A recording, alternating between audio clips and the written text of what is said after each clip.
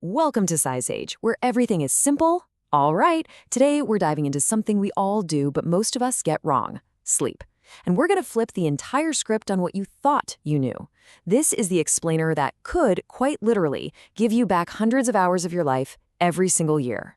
So here's the plan. First, we're going to bust the single biggest myth in all of sleep science. Then we'll take a look at what's really going on inside your brain at night. And finally, we'll get into the practical stuff, a complete toolkit to help you redesign your sleep for good. So let's just jump right into the big one, shall we? That sacred 8-hour rule. I mean, it's been drilled into our heads since we were kids, but is it actually true? Is more always better? Now look, experts like Matthew Walker have made some pretty powerful arguments. They've shown that getting less than 8 hours can be catastrophic for our ability to learn and for our overall health. And because of that, this idea has basically become the gold standard. It's the reason we all feel so guilty when we only manage to get 6 or 7 hours. But here's the question that kind of unravels the whole thing. If 8 hours is the magic fix, why do so many of us sleep for 8, maybe even 9 hours, and still wake up feeling totally drained, groggy, like we could just crawl right back into bed? Something just doesn't add up here. And this, right here, brings us to the real issue.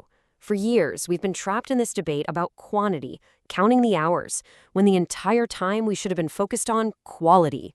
You see, the real secret isn't how long your head is on the pillow. It's about how many effective restorative sleep cycles your brain actually completes. And that, my friends, is the game changer. So to figure out how to get that quality sleep, we need to take a quick peek under the hood at what your brain is doing after you close your eyes. Don't worry, I promise we'll keep it super simple. Okay, so your entire night is basically built around these little 90-minute chunks called sleep cycles. And in each cycle, your brain goes through a few different stages. Now, the two you really need to care about are deep sleep, that's for your physical recovery, fixing muscles, boosting your immune system, and REM sleep, which is for your brain. That's where you lock in memories and process emotions. And check this out. This is where it gets really interesting. If you look at where those 8 hours actually go, a whopping 50% of your night, half of it, is spent in light sleep. Yeah, it's a necessary step, but it's not where the real magic happens. The powerhouse restoration comes from that combined 45% of deep and REM sleep. And just like that, we have a new goal. It is not about spending more time in bed. It's about training your brain to become more efficient, to spend less time messing around in light sleep and get to the good stuff, that deep and REM sleep, way faster. So, how do we actually do that? Well, it all comes down to mastering one single biological process. This is the 80-20 of amazing sleep. We're talking about your internal body clock. This is your circadian rhythm. Think of it as your body's master clock. It's what makes you feel alert and energized during the day and sleepy at night. And here's the best part. It's mainly controlled by two really simple things: how much light you get and your body's temperature. You get those two things right, and you basically control your sleep quality. Okay, theory's over. Let's get practical. Here are the 6 non-negotiable habits you need to start building tonight to master that body clock and seriously upgrade your sleep efficiency. First, morning sunlight, it's like hitting the on switch for your day. Daily movement raises your body temp, which actually helps you sleep deeper later. Hydration fuels everything. Consistency trains your brain when to power down. A smart nap can be a total game changer. And of course, a cool, dark, quiet room is everything. We're going to zoom in on 3 of these because they are probably not what you expect. Let's start with hydration. You know, we're always told to drink about 2 liters of water a day. Well, it turns out the latest science shows our brains and our organs work way better with something closer to 3 liters. Being properly hydrated just helps your body do everything more efficiently, which means more energy during the day and better repair work while you sleep. Next up is consistency, and this one is huge. I want you to think about it like this. Your body is like Pavlov's dog.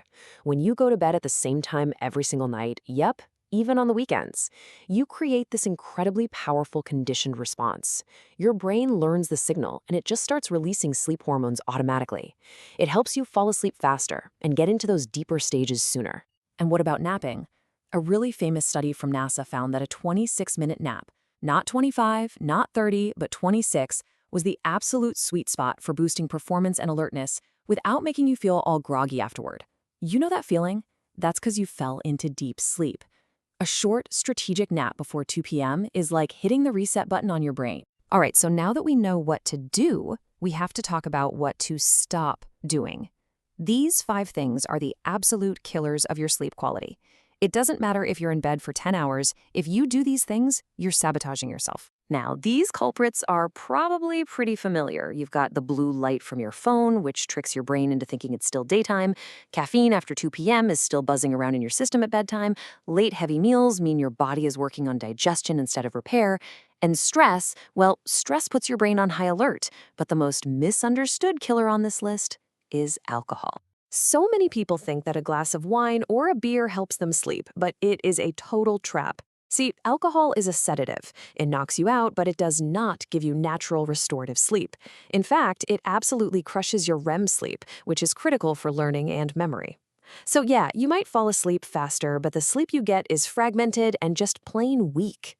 Okay, so we've busted the myth, we've peeked at the science, and we've built our toolkit of what to do and what to avoid. So now let's put it all together into a brand new, way more powerful sleep formula. So take a look at this. This compares the old model with a new one we can call the siesta model. Instead of grinding for one solid 8-hour block, what if you aimed for a super efficient 6-hour block at night, and then you supplement that with a 20 to 30-minute power nap in the afternoon? With this strategy, you get all the restorative benefits you need while gaining back about an hour and a half of productive, high-energy time every single day. So, if you're feeling a bit overwhelmed and you're wondering where to start right here. This is your 3-point action plan. In the morning, get sunlight and move your body. In the afternoon, take that short nap.